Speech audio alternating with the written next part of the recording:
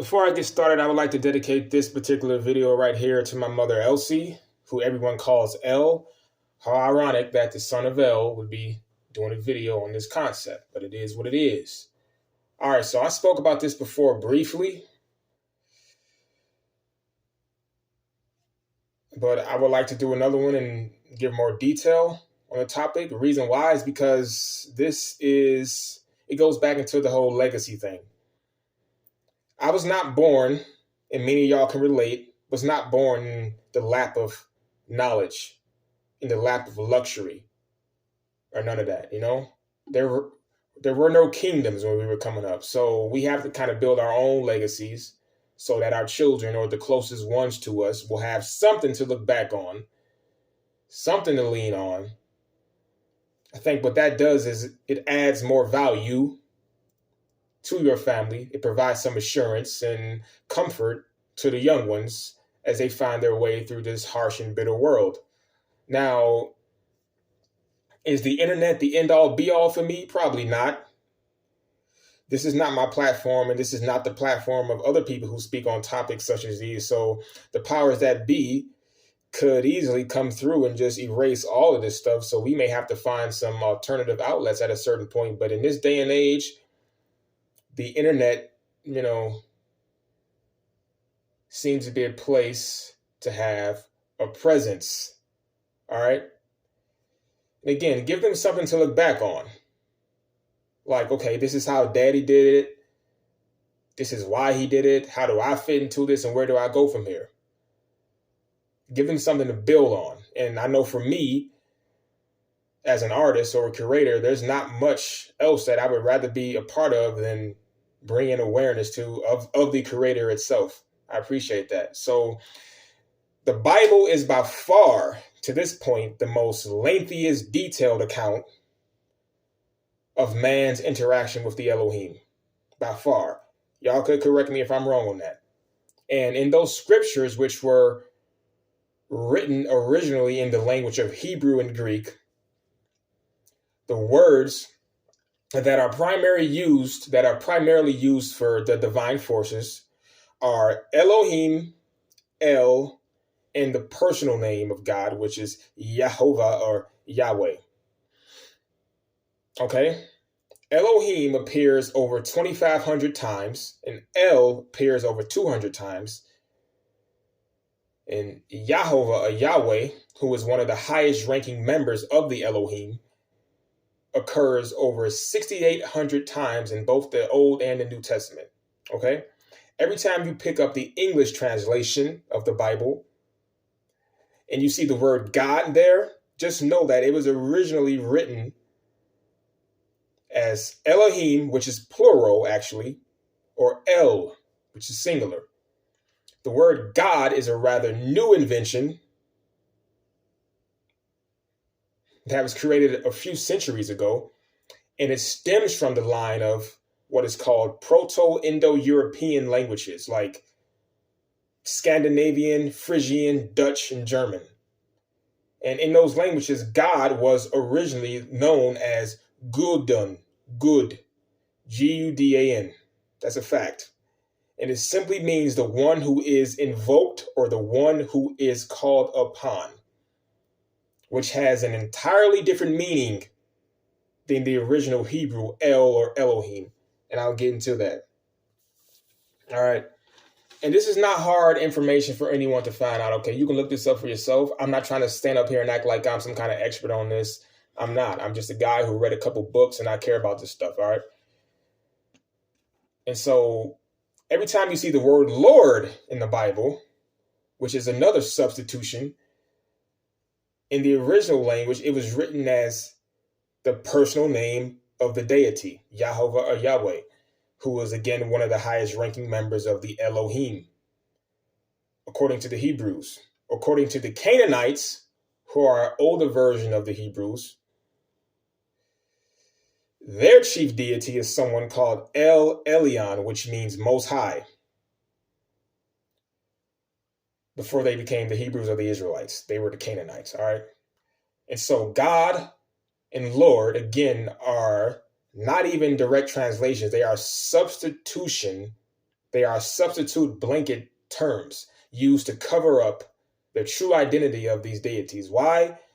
I personally believe is that it's something nefarious going on. But some of us would just say because they feel as though the name of God is too sacred to say out loud. I disagree with that. I find power in the name. I find comfort in the name. And I believe we should say it, but that's just where I'm coming from. Okay, so again, the point of this video, what is the meaning of El? And so the definitions according to the Hebrew alphabet, which again is not hard to find out, what's interesting about this alphabet is that not only is every letter assigned alongside a pictograph, which is a symbol, but every letter is a phrase and has a meaning within itself. Now, Elohim, which is plural, but we're going to focus on singular El right now. What we translated as E is actually the first letter of their alphabet, which is a phrase called Aleph. And the primary keywords assigned to that letter, which is Aleph, are first, leader, strength, might, and power, but also gentle and tame. Okay, so Aleph is strong and fit as a bull, but also domesticated.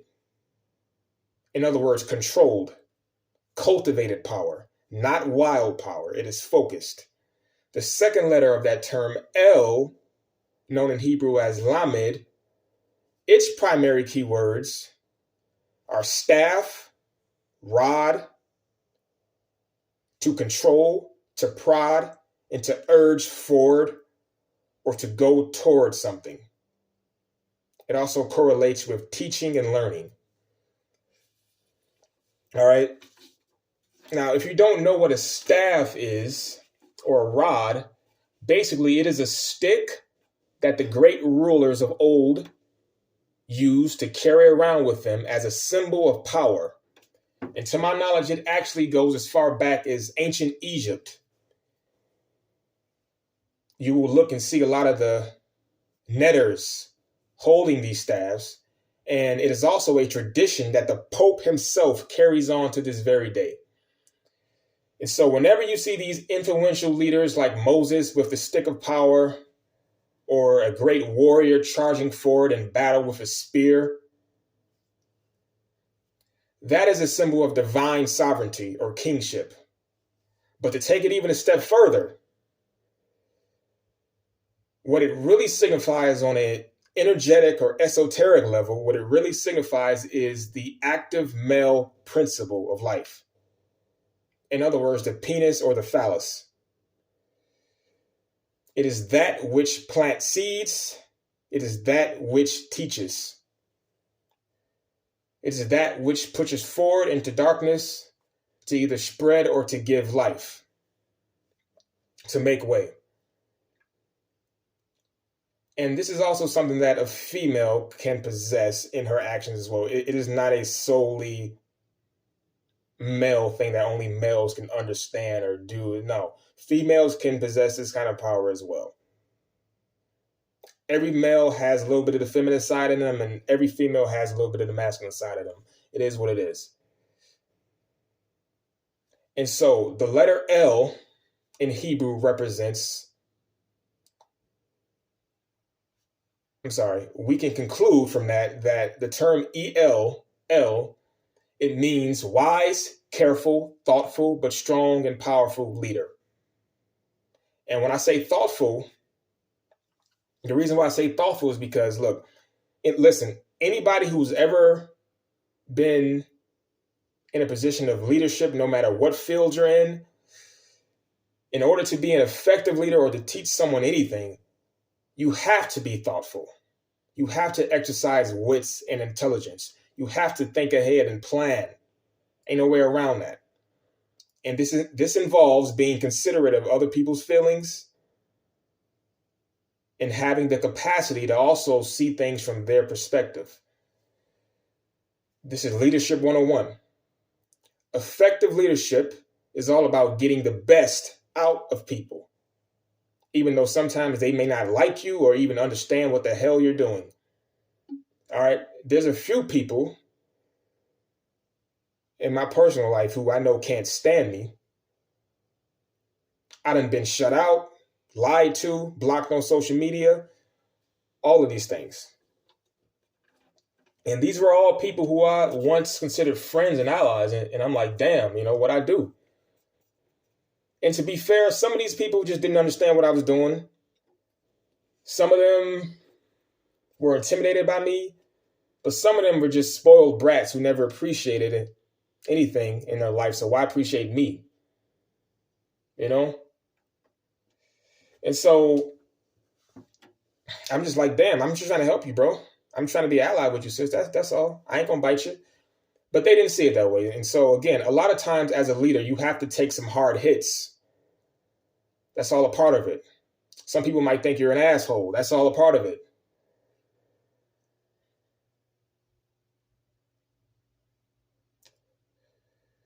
But beyond all that, I'm going to end my little leadership 101 lesson by just saying leadership is a natural part of life. Somebody has to take charge at some point. Somebody has to be a pioneer.